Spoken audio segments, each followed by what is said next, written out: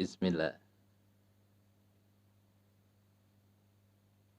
Hmm, Alhamdulillah, seger banget.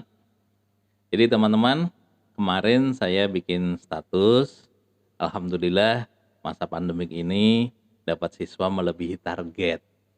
Malah bersedia membayar lebih baik dari sebelumnya. Ada yang mau diajarin caranya? Nah, buat teman-teman yang kemarin sudah komen mau dan kasih like di status, video ini untuk Anda.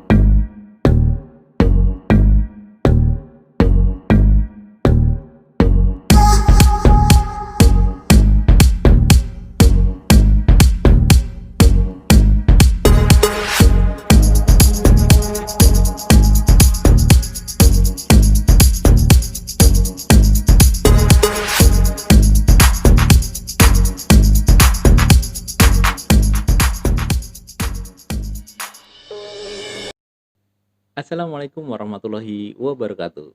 Alhamdulillahilladzi arsala rasulahu bil huda wa dinil haqq liyuthhirahu 'ala dini kullih wa kafa billahi syahida. Asyhadu an la ilaha illallah wahdahu la syarikalah wa asyhadu anna Muhammadan abduhu wa rasuluhu la nabiyya ba'dah. Allahumma shalli wa sallim wa barik ala sayyidina wa maulana wa habibina Muhammadin wa ala alihi wa sahbihi ajmain. Amma ba'du. Ya, alhamdulillah, puji syukur teman-teman, kita panjatkan kehadirat Allah Subhanahu wa taala. Kesempatan kali ini kita bisa jumpa lagi dan kali ini Ayah akan membahas tadi yang ada di pembukaan. Jadi, apa aja sih yang Ayah lakukan untuk mencapai target jumlah siswa yang diharapkan dan bahkan melebihi dari target. Dan bahkan lagi itu mereka bersedia membayar lebih baik biaya pendidikan dibanding dengan yang sebelumnya. Jadi sebelum Ayah jelasin, teman-teman silahkan siapkan terlebih dahulu alat pencatatnya, ya, buku, pulpen, atau gadget Anda supaya nanti tidak terlewat metodenya seperti apa sih gitu ya. Dan buat teman-teman yang baru menonton channel Ayah ini, silahkan terlebih dahulu untuk subscribe ya channel Ayah ini supaya nanti Ayah akan memproduksi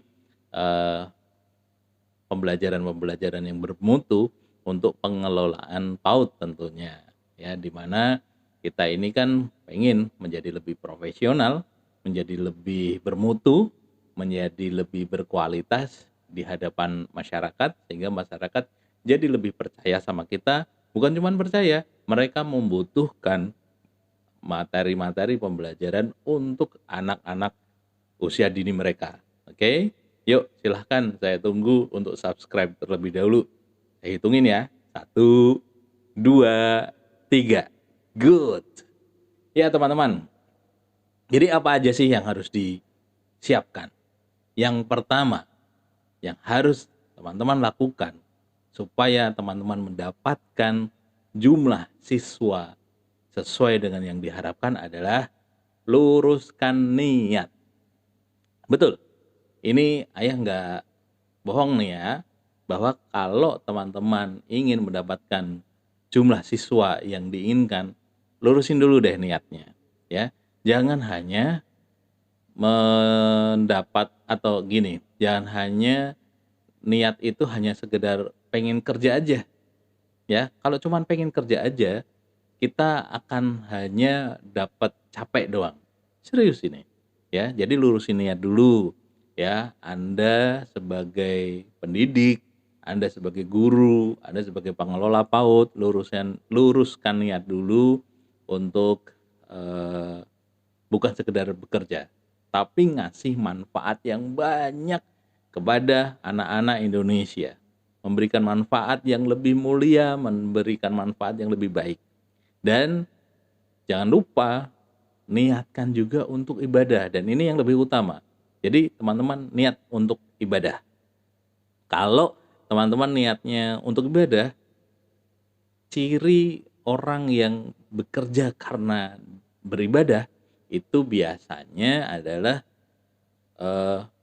all out, sungguh-sungguh, ya kan. Karena kenapa? Karena ketika kita mau niatnya memang ibadah, kan pengennya ibadah itu diterima sama Allah, ya, diterima sama Tuhan. Kalau teman-teman main-main di dalam ibadah, pasti tidak akan diterima, pasti ditolak, ya. Oleh karena itu teman-teman mesti all out, kerjanya itu pokoknya jangan pakai mikir deh, pokoknya hajar kayak gitu loh, ya. Berikan yang terbaik, maksud saya, ya. Berikan yang terbaik, berikan sesuatu yang Allah itu kemudian memberkati kita. Ketika kita mendapatkan berkah, barokah dari Allah, maka percayalah Allah akan membimbing, ya, untuk mendapatkan hasil yang diharapkan.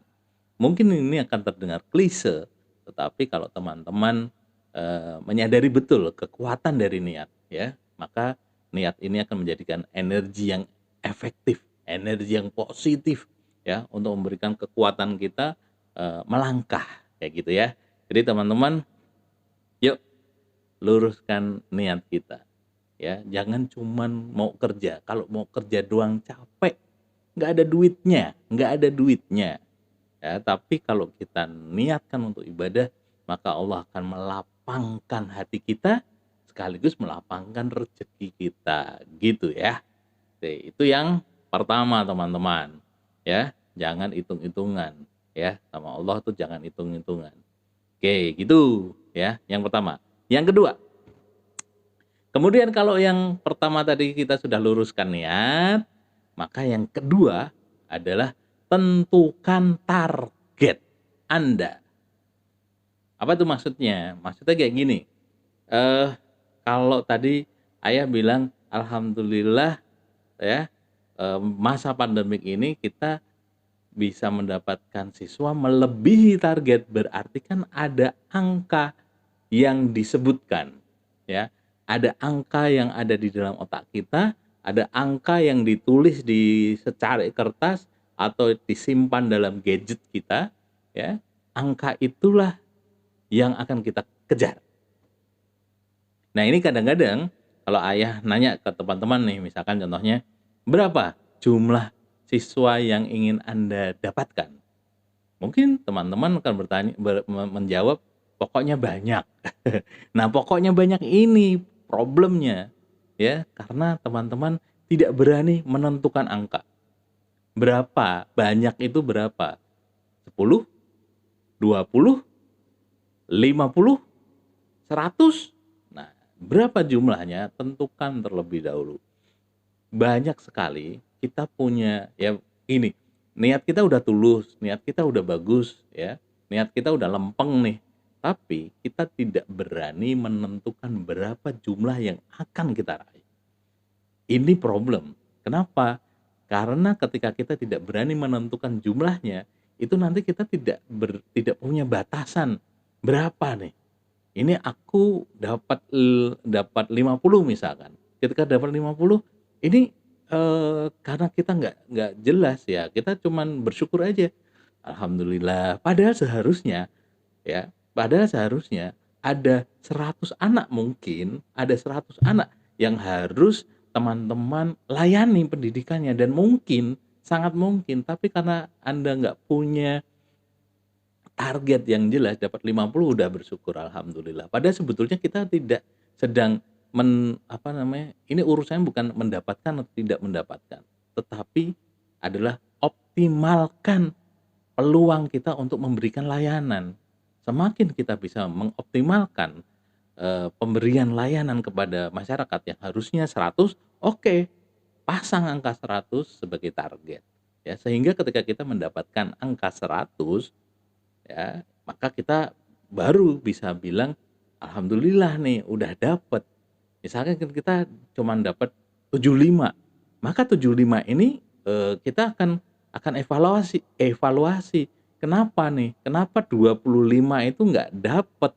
Kenapa cuma dapat 75? Kenapa kita masih kurang? Oh, nanti dalam evaluasi kita bisa dapetin teman-teman. Oh, ternyata memang sudah tidak ada sudah tidak ada anak di lingkungan kita yang perlu kita layani pendidikannya.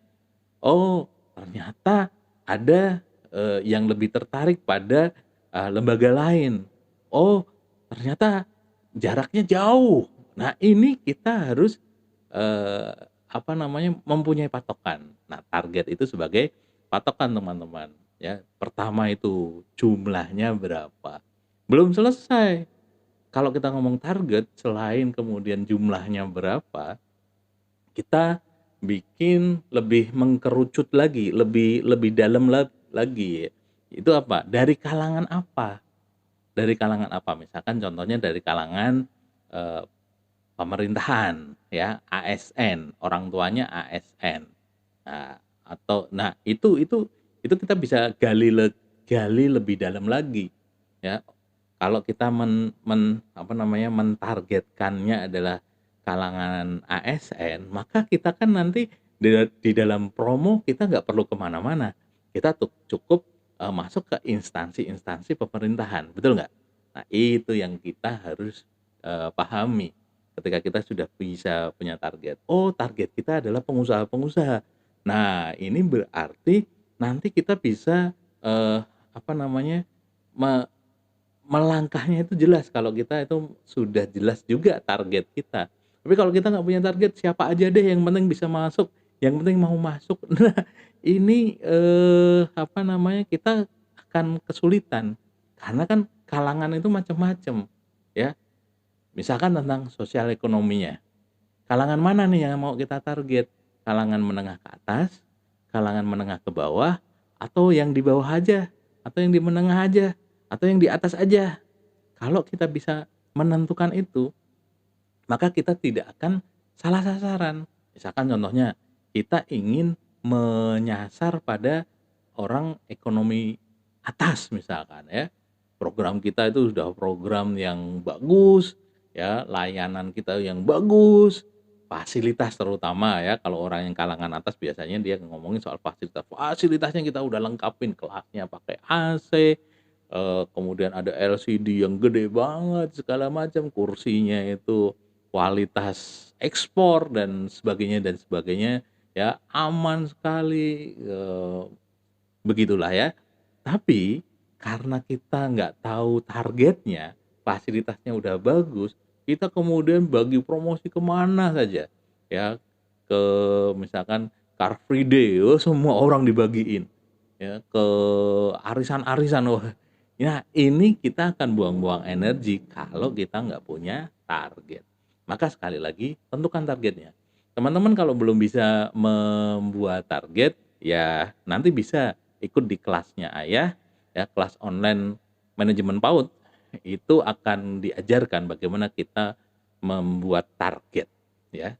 Kita target, apa, supaya teman-teman, ngerti siapa aja sih yang menjadi, orang yang paling cocok mendapatkan layanan pendidikan yang kita berikan, gitu ya.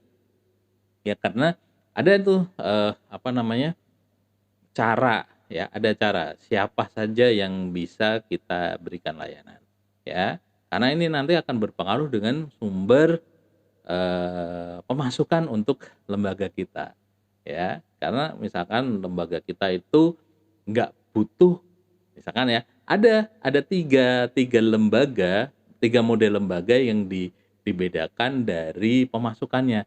Yang pertama, ini lembaga yang tidak membutuhkan pemasukan dari, SPP maupun sumbangan. Ya ada itu, ya. Dari mana?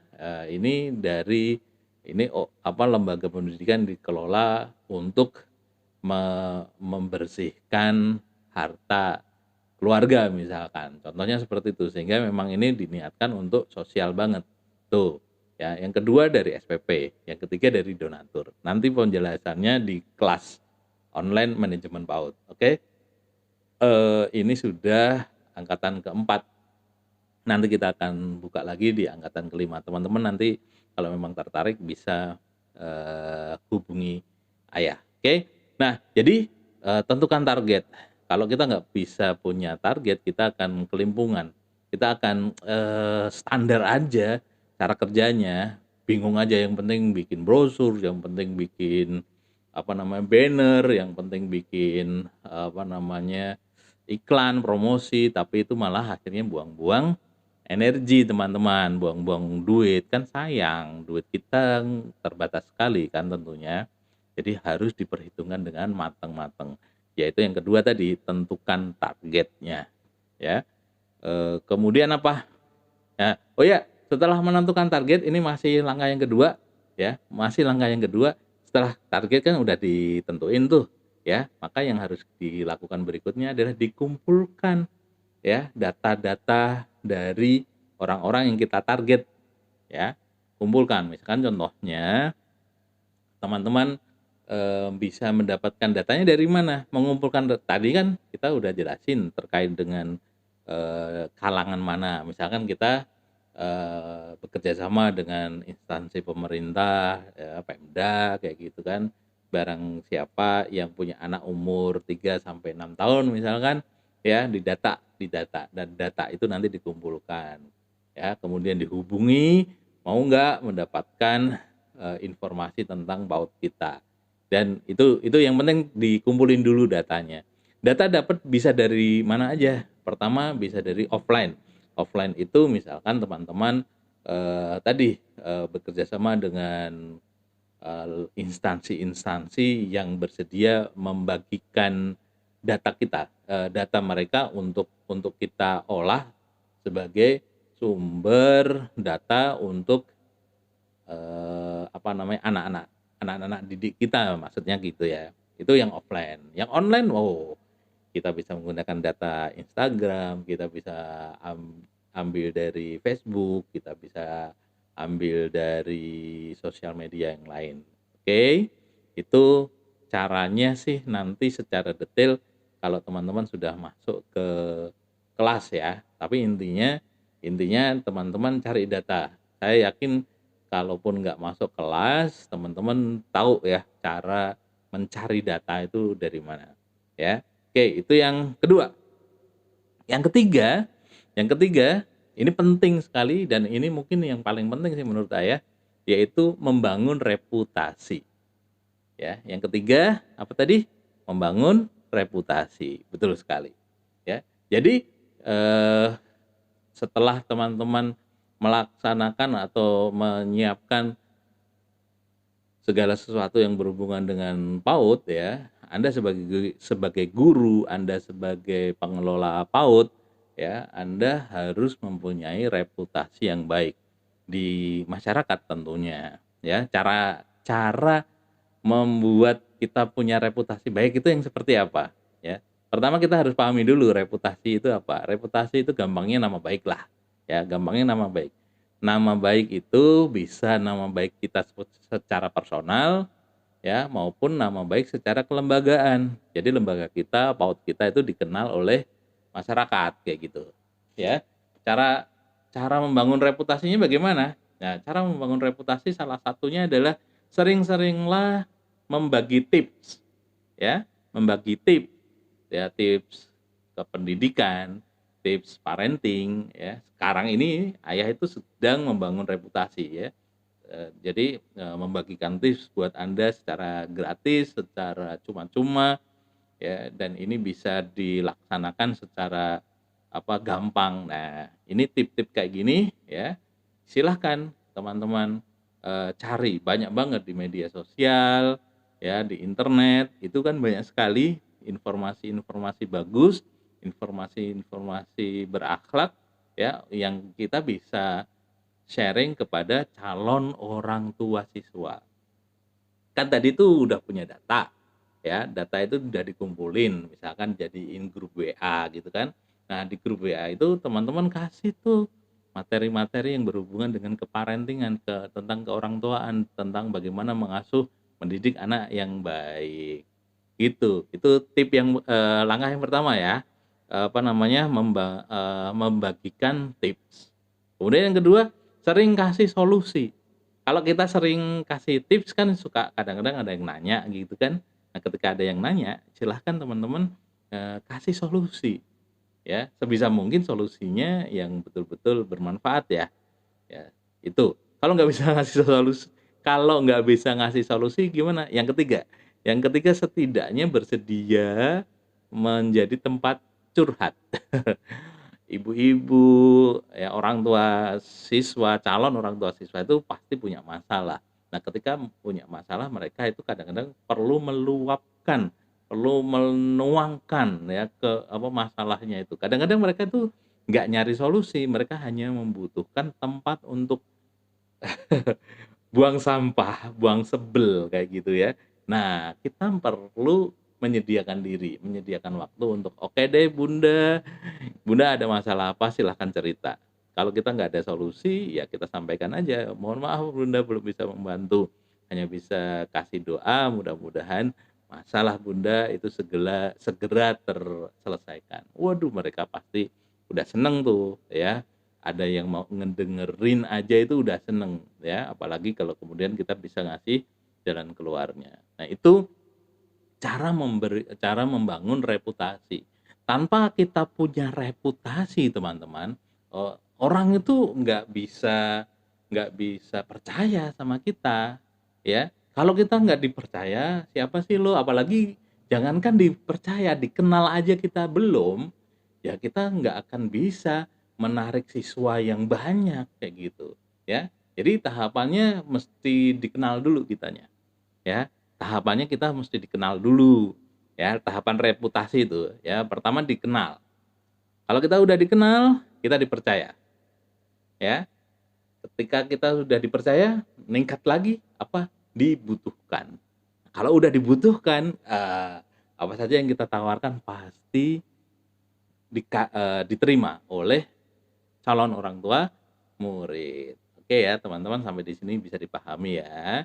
Jadi, teman-teman bangun reputasi. Kalau kita nggak bisa membangun reputasi, kita nggak akan bisa apa namanya, penawaran kita tidak akan diterima sama masyarakat. Maka kalau hari ini Anda belum punya reputasi, ya, belum dikenal, belum dipercaya, apalagi apalagi dibutuhkan, apalagi ya, aduh ya kita tahapnya harus bagaimana orang bisa kenal kita. Strateginya bagaimana nanti saya jelaskan di kelas online manajemen PAUD ya. Nah, tapi setidaknya saya sudah kasih tahu ya bagaimana Anda punya reputasi. Sekali lagi reputasi itu ya pertama kita harus berusaha dikenal di masyarakat. Dikenal baiknya ya, dikenal baiknya, ya, dikenal baik, dikenal suka berbagi, dikenal suka, jadi tempat curhat, kayak gitu. Kemudian dipercaya. Nah, orang tidak akan curhat sama kita, orang tidak akan nanya solusi kepada kita kalau kitanya itu nggak dipercaya. Jadi cuman dikenal aja tidak cukup, harus dipercaya. Ketika kita sudah dipercaya, maka dia, orang lain ya, eee, calon orang tua murid atau orang tua murid kita sendiri, dia akan apa namanya, memberikan banyak hal informasi kepada kita ya, kalau kita dipercaya. Tapi kalau kita nggak dipercaya, dia nggak akan cerita apa-apa. Dia paling mungkin akan cuman bermanis muka aja, di belakangnya nggak tahu. Karena mungkin Anda termasuk yang belum bisa dipercaya. Mohon maaf ya, ini tapi kita harus berusaha ya, terus berusaha untuk bisa dipercaya. Bukan hanya sebagai pribadi yang bisa dipercaya saja, tapi kita sebagai guru yang bisa dipercaya. Karena banyak sekali guru yang nggak dipercaya sama orang tuanya. Ya sama orang tua murid itu, "Ah, saya nggak percaya sama guru saya lebih percaya sama Anda," misalkan.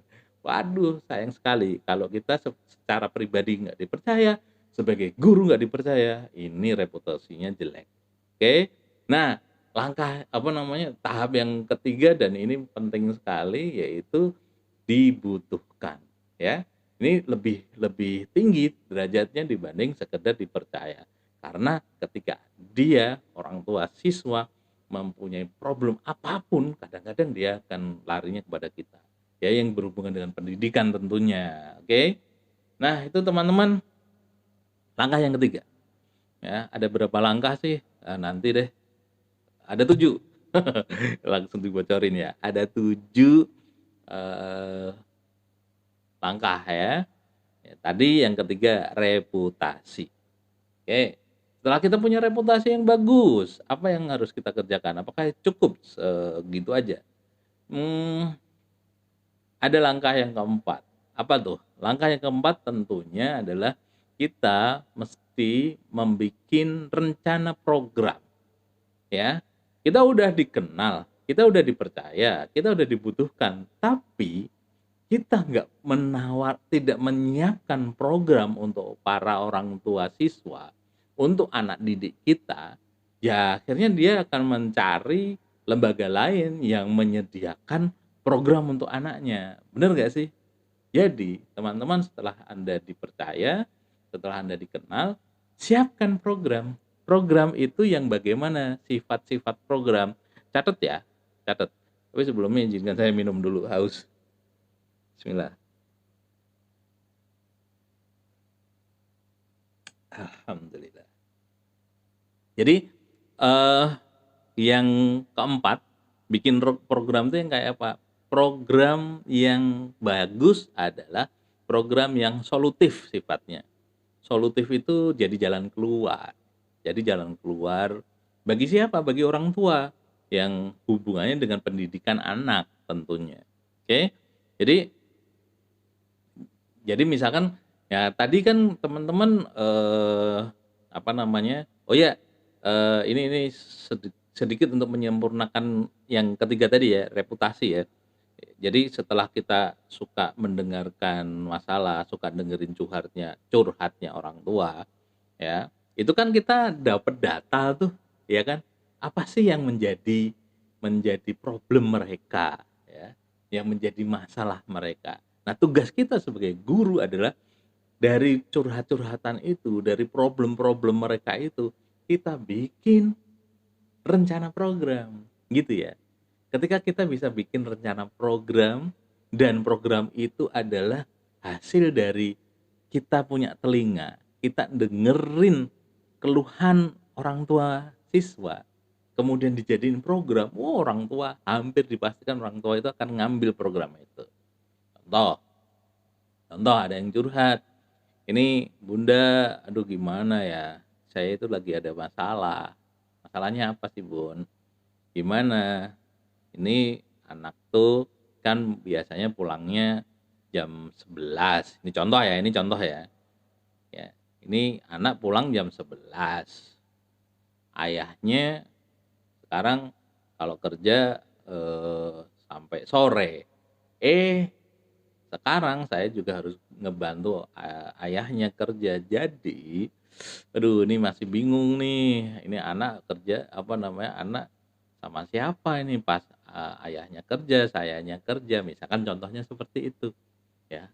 Kepikiran nggak program apa yang dicurhatin hasil dari curhatan itu? Benar, penitipan anak, ya, daycare, ya. Jadi anak itu mungkin belajarnya dari pagi jam 8 sampai jam 11. Tapi nanti dari jam 11 sampai sore, anak itu tidak langsung pulang, tapi dia diasuh. Jadi ini program pengasuhan. Kalau yang pagi program belajar, siang sampai sore program pengasuhan, daycare. Nah, ketika teman-teman menyampaikan, tenang bunda, kita ada program pengasuhan, daycare. Dari anak selesai belajar, sampai nanti bunda siapnya jemput jam berapa. Nah, tapi tentunya ada tambahan biaya dong bun, gimana? Kalau kemudian daripada bunda bingung, masuk ke program daycare aja, pasti dia akan masuk, gitu teman-teman.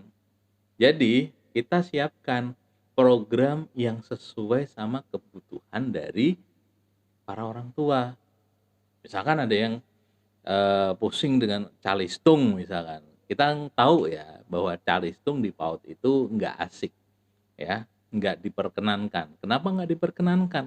Karena kita menggunakan metode yang keliru, kita menggunakan metode yang tidak tepat. Anak itu harusnya main, nggak boleh cuma duduk aja, nggak boleh terpaku dengan modul, ya kan? Nah, Itu yang mengakibatkan kita tidak boleh mengajarkan membaca, ya. Stres loh anak itu, disuruh duduk tenang, ya, konsentrasi fokus ke modul, nggak boleh lari-lari, nggak boleh jalan-jalan. Mungkin anak tidak menunjukkan, anak fine-fine aja kelihatannya, tapi ya toksin, ya racun mental itu masuk dalam pikiran anak. Anak nanti mungkin pinter ngebaca dengan metode yang beredar selama ini, tapi minat membaca mereka rendah. Setelah dia bisa baca, dia tidak suka membaca dan itu banyak kejadian. Kenapa? Karena caranya yang keliru. Ketika teman-teman bisa menghadirkan cara yang benar dengan misalkan full permainan, nggak harus duduk, boleh lari-lari, nggak harus pegang modul, ya nggak harus pakai LKS, tapi intinya anak main dan bisa baca.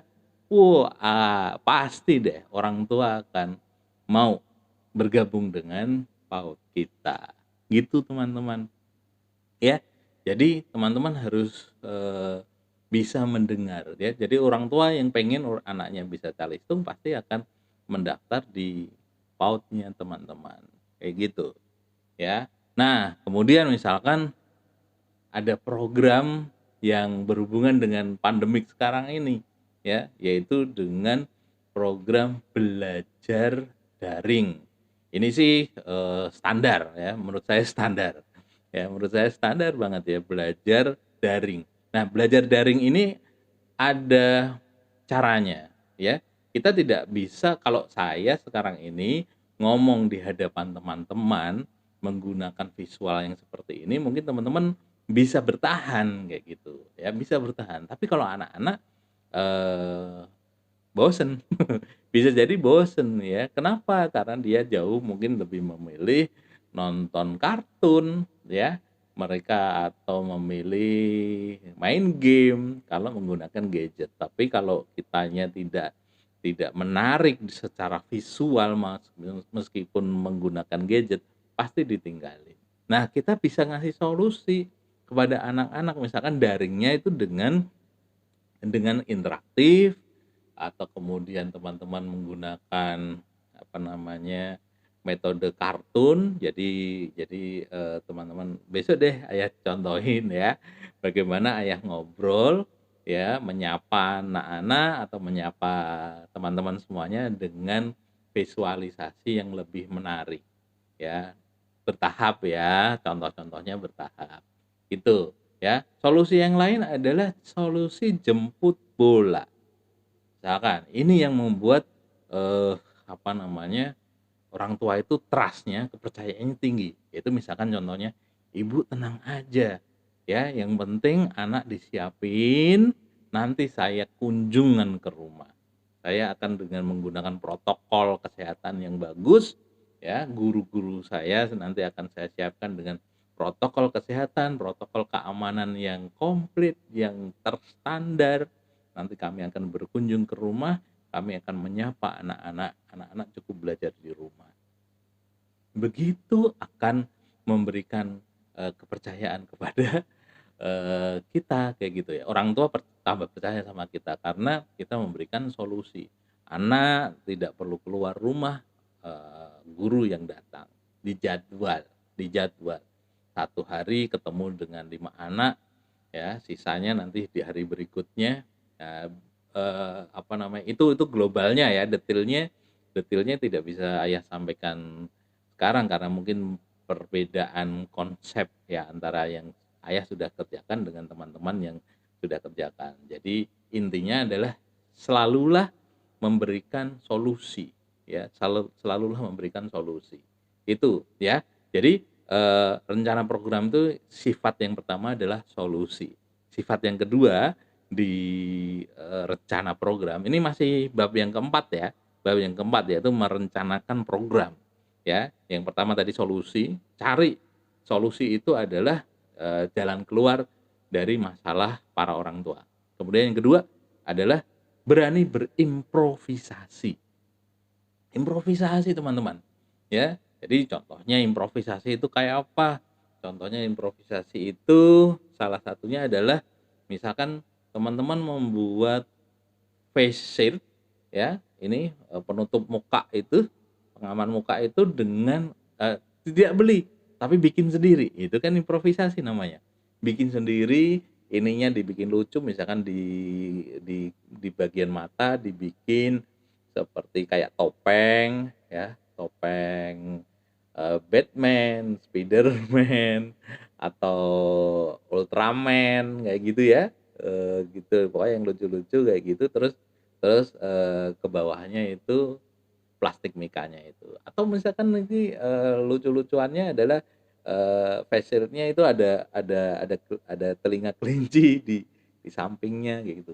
Nah, itu improvisasi sehingga nanti orang tua yakin bahwa oh ini guru anakku tuh kreatif banget. Terus anak juga melihat kita juga ih gurunya lucu.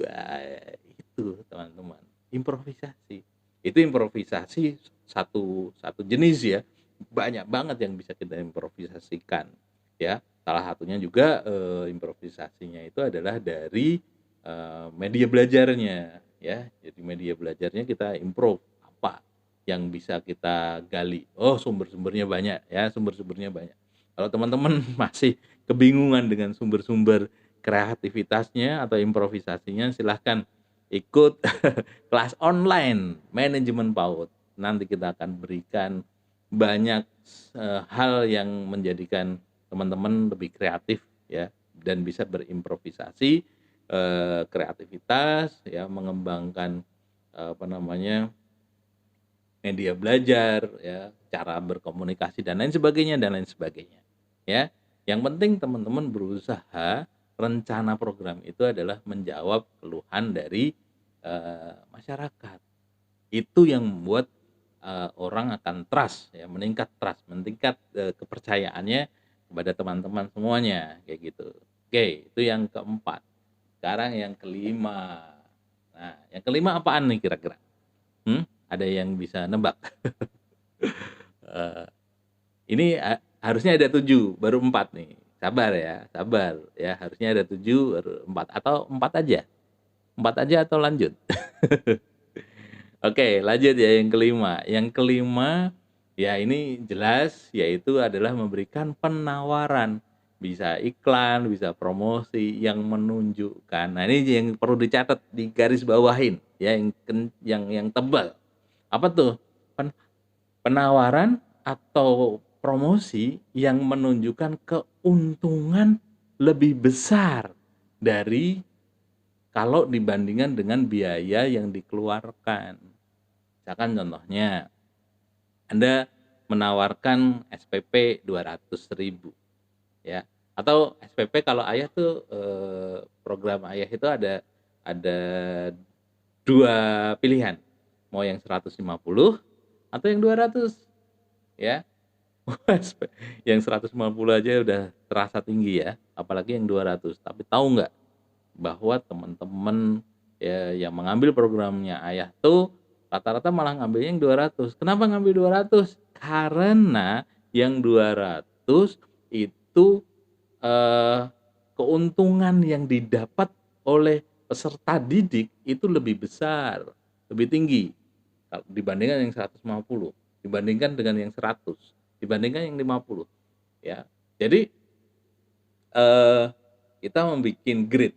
Ini kalau 50 biayanya 50, peserta didik akan mendapatkan ABC. Bayar 100, dapat peserta didik dapat ABCD. Yang 150 dapat ABCDEF. Yang bayar 200 dapat A, B, C, D, E, F, G, H, I, J, K, L, M, N, O, P. Itu ilustrasinya ya teman-teman. Jadi teman-teman silahkan pikirkan ya, silahkan dipikirkan fasilitas apa ya, benefit apa, keuntungan apa yang bisa didapatkan oleh orang tua yang setelah dia mendaftarkan diri ya, peserta didik mendaftarkan diri itu dapat keuntungan apa. seandainya mereka bisa merasakan bahwa keuntungannya lebih tinggi dibandingkan biaya yang dia keluarkan, dia pasti akan ambil. Secara detail saya belum bisa nyampein ini ya, saya nggak bisa nyampein ini, tapi mudah-mudahan bisa kebayang ya. Kalau saya nyampein gini loh, ya kalau saya nyampein, keuntungan-keuntungan apa sih yang didapat oleh peserta didik di tempat kami, ya kan kita beda tempat, beda fasilitas, beda kemampuan di dalam memberikan, apa namanya, layanan kayak gitu ya. Jadi kita nggak kasih detail. Tapi mudah-mudahan walaupun tidak dikasih detail, teman-teman bisa ngebayang apa yang, eee, teman-teman bisa berikan. Nah, sekarang kan berarti teman-teman tugasnya adalah mendata, ya, bikin data lagi. Sekali lagi data itu penting banget. Data apa?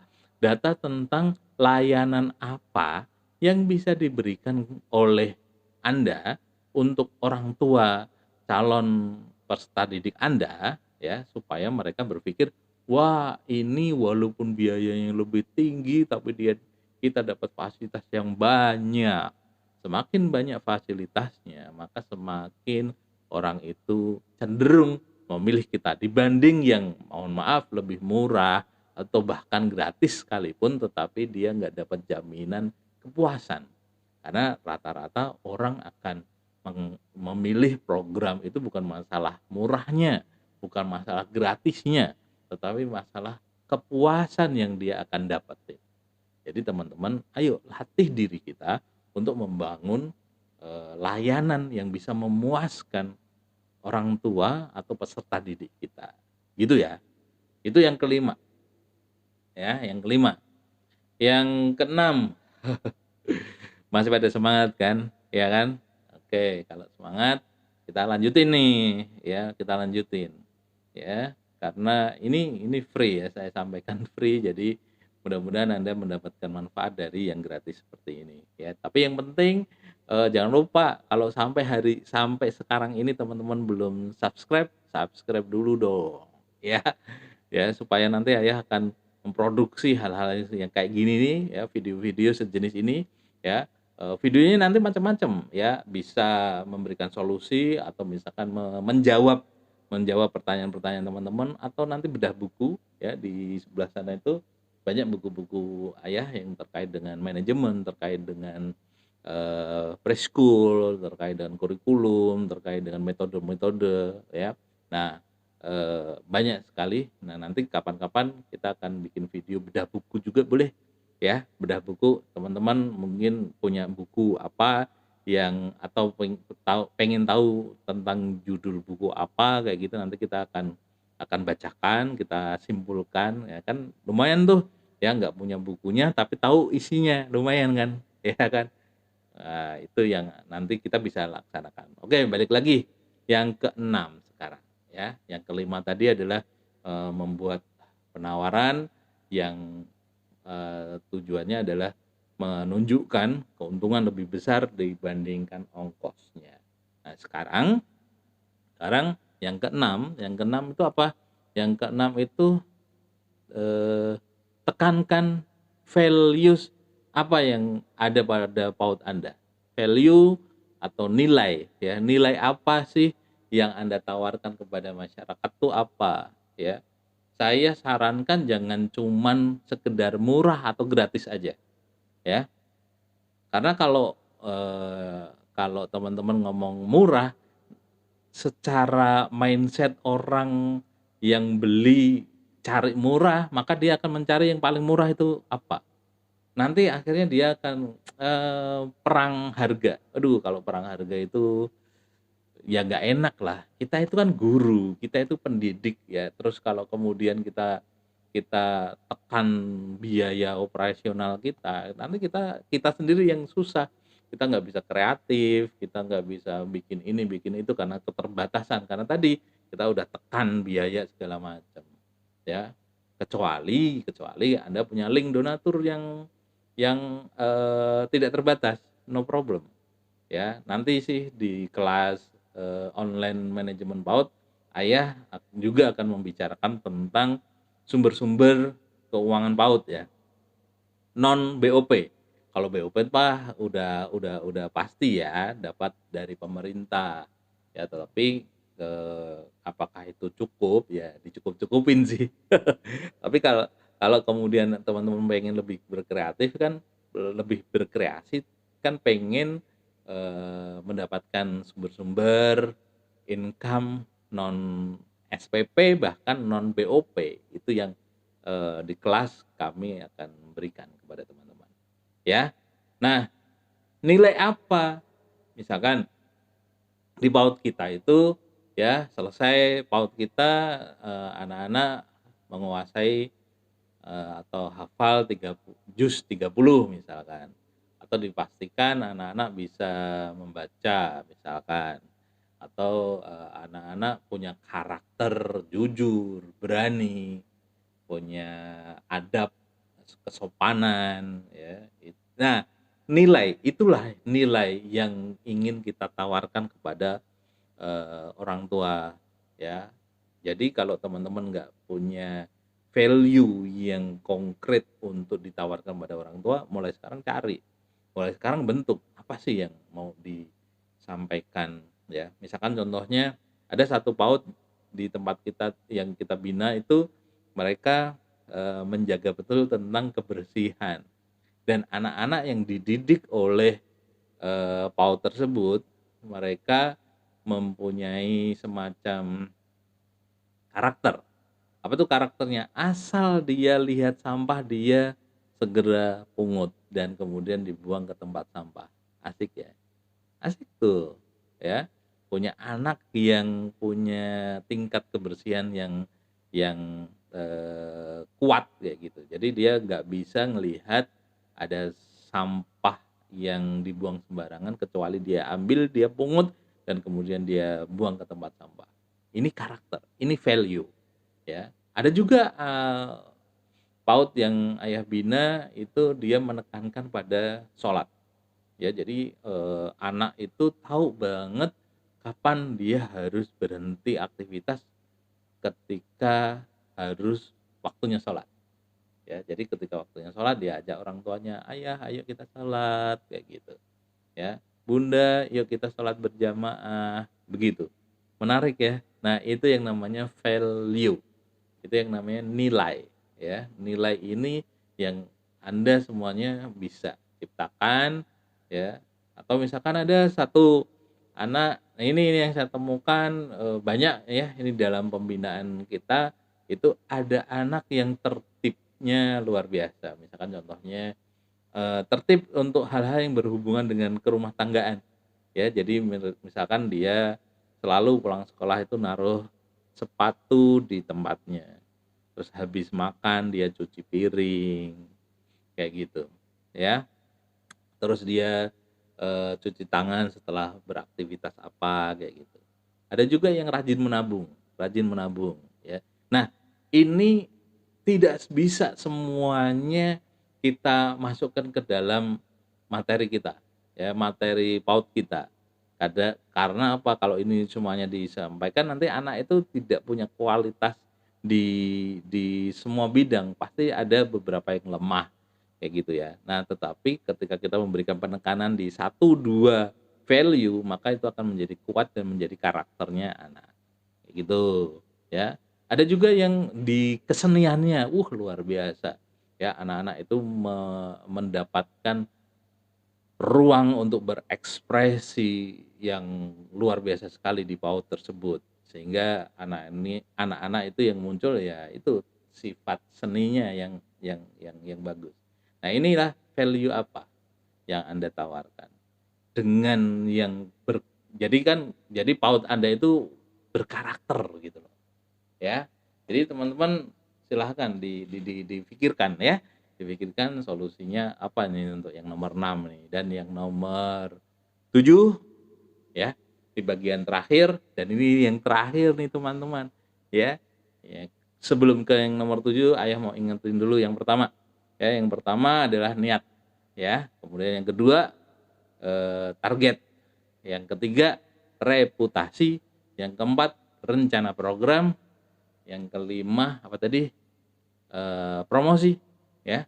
Terus yang keenam, value. Dan yang ketujuh, kuatkan energi spiritual. Ya, ini yang ayah percaya loh, ya. Jadi ayah selalu ini walaupun di bagian terakhir nomor 7 ya, di bagian terakhir, tapi itu sebetulnya dia melingkupi semua langkah-langkah dari nomor 1 sampai nomor 6 ya. Dari nomor 1 sampai nomor 6, nomor 7 ini melingkupi, yaitu kuatkan energi spiritual. Apa tuh? Ya, ayah ini hanya ingin memberikan pesan, memberikan nasihat. Jadi apapun usaha kita, ya, apapun ikhtiar kita, apapun langkah-langkah efektif yang kita kerjakan, ya, kita harus menyampaikan atau adanya konektivitas dengan Allah. Konektivitas, keterhubungan kita dengan Allah. Kita nggak bisa, sepinter-pinternya kita melupakan Allah, nggak bisa. Ya, kita, oh ini gara-gara formula kita, nggak. Oh ini gara-gara rumus. Ini kita nggak bisa ngomong kayak gitu. Ya, sebagus-bagus rumus yang kita gunakan. Ya, sebagus-bagus resep yang kita jalankan. Ya, seefektif langkah yang kita lakukan, ya, sungguh kita harus mempunyai konektivitas, keterhubungan dengan Allah yang sangat bagus. Ibaratnya sinyal sinyal kita kepada Allah itu ada 3G, ada 4G, ada 5G, kita pakai yang 10G aja lah. Pokoknya yang langsung, pokoknya semuanya kita hubungkan kepada Allah. Ikhtiar kita nggak ada gunanya, ya. Amal kita nggak ada kepakainya kalau Allah nggak ridho. Maka teman-teman, dari nomor 1 sampai nomor 6 itu kita harus serahkan kepada Allah. Ya Allah, aku tuh udah berusaha, ya, aku udah melakukan syariahnya, udah melakukan segala niatan baik itu sudah kita wujudkan dalam bentuk amal. Tapi kalau engkau nggak ridho, ini semuanya sia-sia ya Allah. Oleh karena itu, please terima dong usaha kita, gitu teman-teman. Ya, ya terima, berikan pendampingan, berikan bimbingan, berikan keberkahan dari semua amal kita. Itu teman-teman, ya.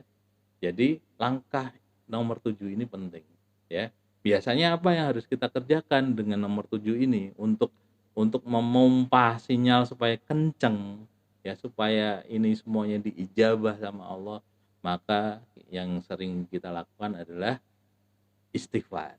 Yuk, perbanyak istighfar.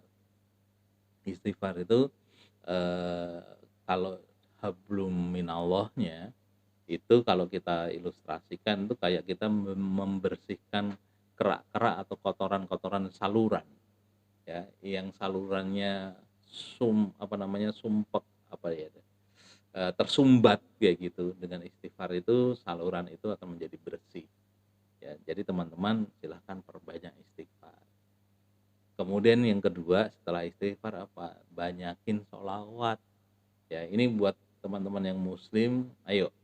Ya, saya mengingatkan buat diri saya sendiri dan buat teman-teman semuanya, ya, perbanyak istighfar, mohon ampun kepada Allah, karena sesombong-sombongnya manusia gak ada artinya di hadapan Allah. Sehebat-hebatnya ilmu yang diterapkan oleh manusia, ya, secanggih-canggih teknologi yang digunakan manusia, nggak akan ada apa-apanya dibanding Allah. Oleh karena itu banyakin istighfar, banyakin mohon ampun. Kalau kita mohon ampun berarti kita merasa lemah di hadapan Allah. Kalau kita merasa lemah di hadapan Allah, kita akan didukung, kita akan diangkat, kita akan dapat bimbingan dari Allah. Itu aman, ya. Kemudian banyakin sholawat, Allahumma sholli ala Muhammad. Banyakin, nggak usah dihitung berapa jumlahnya, pokoknya banyakin deh, banyakin, ya. Kalau bisa kelas kita itu penuh dengan sholawat, jalan menuju PAUD kita sholawatin, gedung PAUD kita sholawatin, ya, calon-calon, peserta didik kita selawatin, nomor WA-nya kita baca terus kita selawatin, gitu deh. Kadang-kadang memang mungkin dipikir kayak nggak masuk akal banget ya.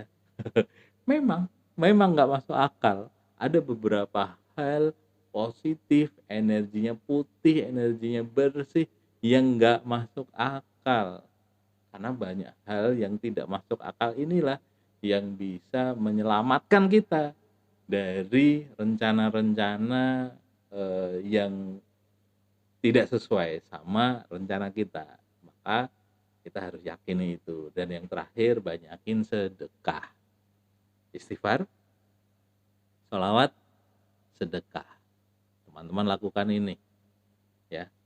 Pengen targetnya yang gede, jumlah peserta didik kita besar, ya sedekahnya yang gede, sedekahnya yang gede. Jangan hitungan, jangan pelit ya. Jadi teman-teman, nah sedekah ini kan nggak mesti uang, walaupun bagus sih ya, bagus aja kalau kita bisa sedekah uang. Kalau nggak punya uang, ilmu ya, jangan pelit sama ilmu. Wah, nanti kalau orang jadi pinter terus kalau kita jadi kalah pinter gimana? Nggak ada urusan ya. Mau sedekah terus orang yang kita sedekahi jadi lebih kaya dibanding kita, terus kitanya jatuh miskin, urusannya itu sama Allah ya. Yang penting kita udah ikhlas nyampeinnya. Pokoknya kita sedekah, sedekah ilmu, sedekah tenaga, sedekah uang ya. Ini mau Idul Kurban, sedekah ya, berkurban ya. Kambing kita keluarin atau sapi kita keluarin ya. Jadi supaya apa? Supaya kita itu berenergi ya. Apa yang kita inginkan, apa yang kita ingin capai, apa yang kita targetkan itu, tahu nggak sih? Ini rahasia. Allah malu kalau ada hambanya yang sudah meminta tetapi tidak dikabulkan. Allah itu malu. Oleh karena itu, setelah teman-teman punya niat yang lurus, kemudian teman-teman sudah menentukan target, aku harus punya 75 siswa, aku harus punya 200 siswa, aku harus punya 300 siswa, ya, kayak gitu ya. Tentukan targetnya, kemudian bangun reputasinya, ya. Semuanya sudah dikerjakan, kita minta sama Allah, ya, kita minta sama Allah, ya Allah, semua target ini bukan untukku ya, tetapi ini untuk akhiratku ya Allah. Maka bantulah wujudkan ini ya Allah. Sekali lagi ya, sekali lagi, gunakan istighfar, gunakan sholawat, dan lakukan sedekah untuk menjemput target-target Anda.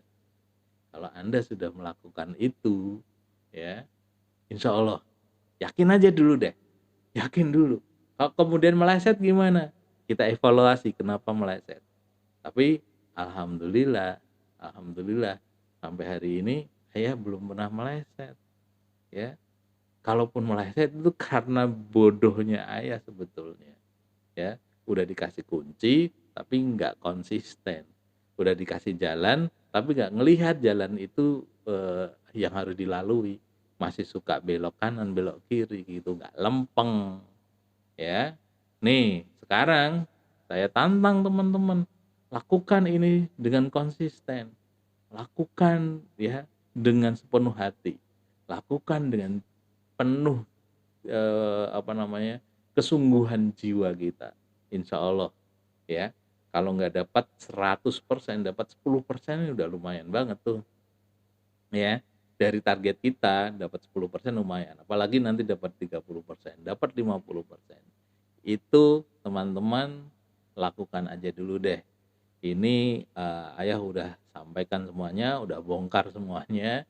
Belum detail sih memang, kalau mau detailnya silahkan di kelas online manajemen PAUD ya, tetapi yang kayak gini juga udah lumayan banget tuh ya.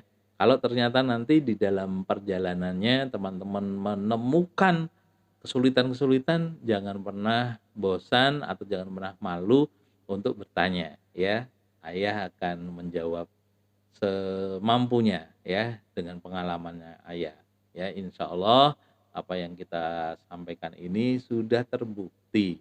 Jadi ini nggak cuma teori, jadi silahkan teman-teman laksanakan apa yang sudah disampaikan semampunya, bertahap. Kemudian kita komunikasi. Dengan kita berkomunikasi, insya Allah nanti kalau ada kerikil-kerikil yang menghalangi jalan kita, nanti kita bantu deh disingkirin bagaimana solusinya seperti apa. Itu aja teman-teman. Terima kasih teman-teman sudah memperhatikan materi kita, dan ini menjadi sebuah kebahagiaan kalau teman-teman bisa ngasih feedback positif kepada ayah, sehingga nanti ayah akan bisa juga memperbaiki, mengevaluasi apa yang harusnya diperbaiki, kayak gitu. Sekali lagi terima kasih sudah menyimak. Mohon maaf kalau ada hal-hal yang kurang berkenan. Semoga bermanfaat. Wassalamualaikum warahmatullahi wabarakatuh. Ingat, jika ayah bunda mendapatkan manfaat, segera like, share, dan subscribe. Karena membagikan manfaat ada pahalanya.